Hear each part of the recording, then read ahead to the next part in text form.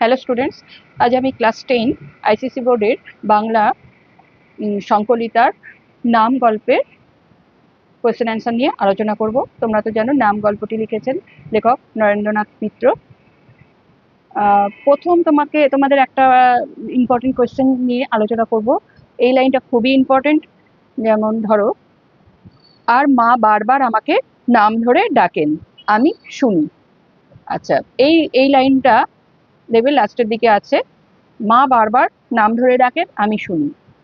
তো এই গল্পটার প্রসঙ্গে প্রশ্ন আসতে পারে এই লাইনটার প্রসঙ্গে, যে বক্তার মায়ের নাম কি। বক্তা হলো অসীম, আর বক্তার মায়ের নাম কি? বক্তার মায়ের নাম কমলা। তো এখানে যখন যে কোশ্চেনের আনসার দেবে সেই কোশ্চেনের আনসারটা একটা প্যারাগ্রাফে লিখবে। এটা যেহেতু এক লাইনের আনসার, এটা একটা লাইনে, যেমন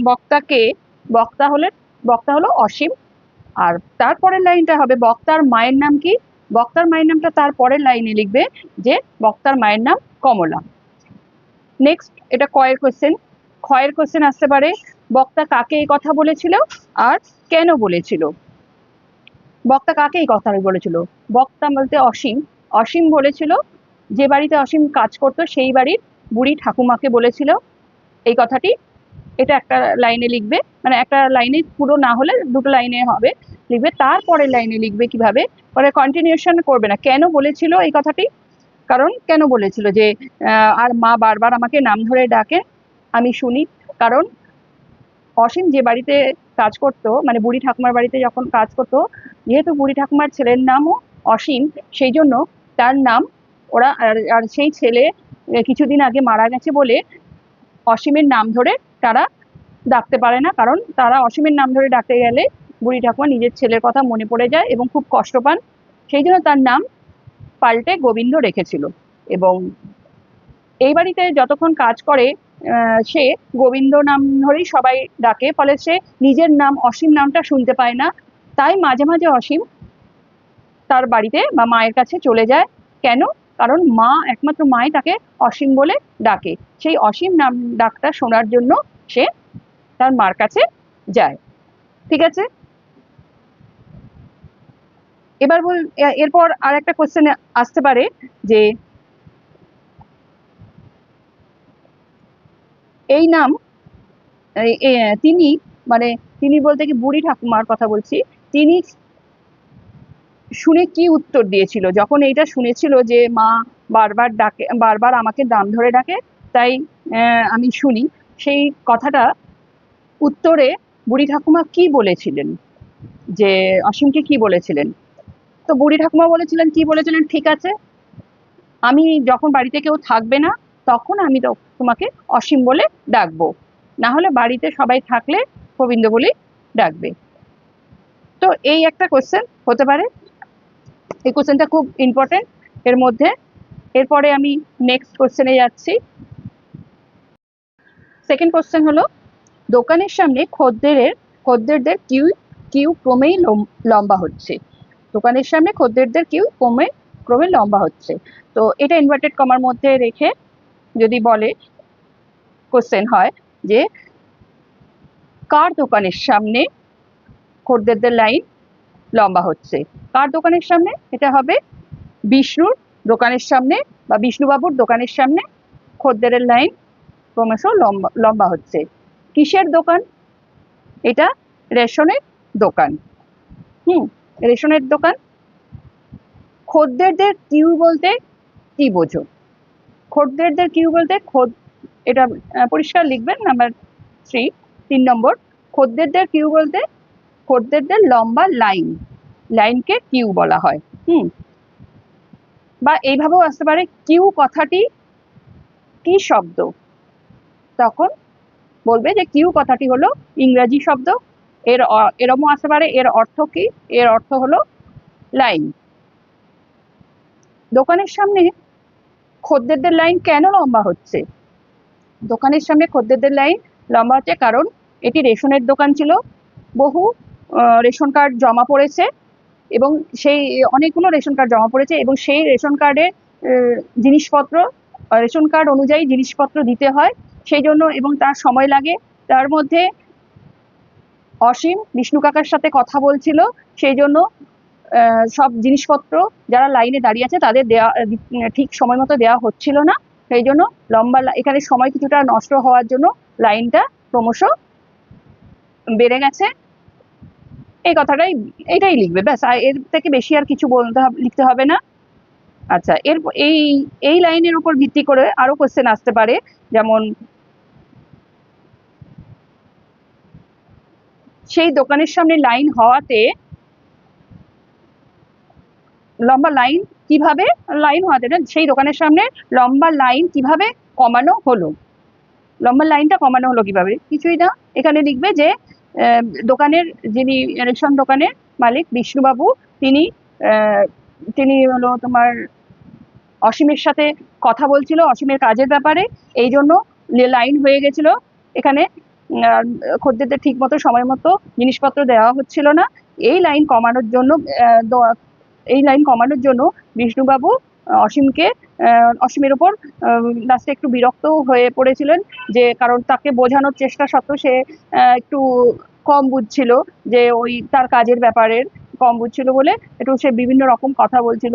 তার জন্য লাস্টে অসীমবাবু বিরক্ত হয়ে গিয়ে তাকে যখন বলল যে তার যদি পোষায় কাজ করবে, না হলে করবে না, সেটা তার ইচ্ছে, চিন্তা ভাবনা করে দেখতে বলে তার সাথে কথা বন্ধ করে দেয়। তখন বন্ধ করে দিয়ে সে আবার দোকানের কাজে মন দিতে সেখান থেকে দোকানের লম্বা লাইন ক্রমশ কমতে থাকলো। এই হচ্ছে, এর থেকে আর এই লাইনের উপর বেস করে আর কোনো কোশ্চেন আসতে পারে না। 3 নম্বর কোশ্চেন হলো, রেশনের দোকানের বিষ্ণুদাসই অসীমকে কাজটি ঠিক করে দিলেন। বিষ্ণুদাস অসীমকে কোথায় কাজ ঠিক করে দিয়েছিলেন, একটা কোশ্চেন আসতে পারে। এখানে কি লিখবে, বিষ্ণুদাস অসীমকে হাউজিং স্টেটে মিসেস চৌধুরীর বাড়িতে কাজ ঠিক করে দিয়েছিলেন। সেখানে অসীমকে, মানে এটাও লিখতে পারো যে আর একটা নাম্বার 2, মানে কোশ্চেনটা হবে, অসীমকে কিসের কাজ ঠিক করে দিয়েছিলেন, বিষ্ণু কাকা অসীমকে কিসের কাজ ঠিক করে দিয়েছিলেন। তো এখানে লিখবে যে বিষ্ণুবাবু অসীমকে একটি বাড়িতে থেকে সেখানে বাড়ির সমস্ত মানে কিছু কাজ, যেমন বাজার করা, ঘর দোর ঝাড় দেওয়া, রেশন ধরা এইসব কাজ ঠিক করে দিয়েছিলেন। অসীমের কি কাজটি পছন্দ হয়েছিল? যদি হ্যাঁ হয়, কেন হয়েছিল, আর যদি না হয় কেন হয়নি?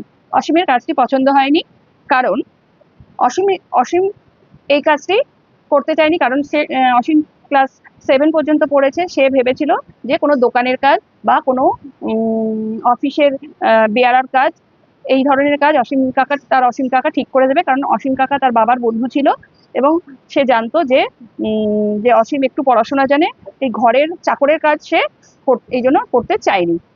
যেহেতু সে একটু পড়াশোনা শিখেছিল, সেই জন্য সে চেয়েছিল বেয়ারার কাজ করতে, তাই এই কাজটি প্রথমে তার পছন্দ হয়নি। শেষ পর্যন্ত অসীম কি কাজটি করেছিল বা কাজটি নিয়েছিল? হ্যাঁ, শেষ পর্যন্ত কার কথাতে বা কেন শেষ পর্যন্ত অসীম কাজটি নিল? হ্যাঁ, অসীম শেষ পর্যন্ত কাজটি নিয়েছিল, কারণ সে যখন বাড়িতে গিয়ে তার মাকে সব বলল এই কাজের ব্যাপারে, তার মা তাকে বলল যে তার মা যেহেতু অসুস্থ, সে লোকের বাড়ি কাজ করে এবং সে লোকের বাড়িতে 15 দিন অসুস্থ থাকার জন্য 15 দিন করে, 15 দিন করতে পারে না, ফলে সেইভাবে আর তার কাজ করা হচ্ছে না, তাই আর তার বাবাও নেই, তাই এই কাজ অসীম যদি এই কাজটি নিয়ে নেয় তাহলে তার সংসারটা কোনো রকমে চলবে, তাই মার এই কথা ভেবে সে এই কাজটি নিয়েছিল। ব্যাস এইটুকু লিখলেই হবে। পরের কোশ্চেন, ও নাম যে আমার বুকের মধ্যে সবসময় আছে রে, শুধু মুখেই আনতে পারিনি। এই কথাটি কে কাকে বলেছিলেন? এই কথাটি মিসেস চৌধুরীর শাশুড়ি অসীমকে বলেছিলেন। তার কোন নামের কথা বলেছিলেন? মিসেস চৌধুরী তার ছেলে অসীম, তার ছেলের নামও অসীম চৌধুরী ছিল, তো সেই অসীম চৌধুরীর কথা তিনি বলেছিলেন, কারণ তিনি অসীম চৌধুরীর কথা বলেছিলেন। এইটুকুই লিখবে এই প্রশ্নের উত্তরে। কেন তিনি সেই নাম মুখে আনতে পারেন না? কারণ তার ছেলে কয়েক মাস আগে মারা গেছেন, সেই জন্য আর তার নাম যদি সেই নাম দিয়েই যদি অসীম যে কাজ করে কাজ করবে ওদের বাড়িতে, অসীম বলে ছেলেটি, সেই নাম, তার নাম যদি বারবার ডাকে, নিজের ছেলের কথা বারবার মনে পড়ে যাবে, আর তার মৃত্যু যন্ত্রণার কথাও মনে পড়ে যাবে। তাই তিনি ওই নামটা বারবার মুখে আনতে পারবেন না। এবার যদি বলে এই লাইনটির তাৎপর্য বিশ্লেষণ করো।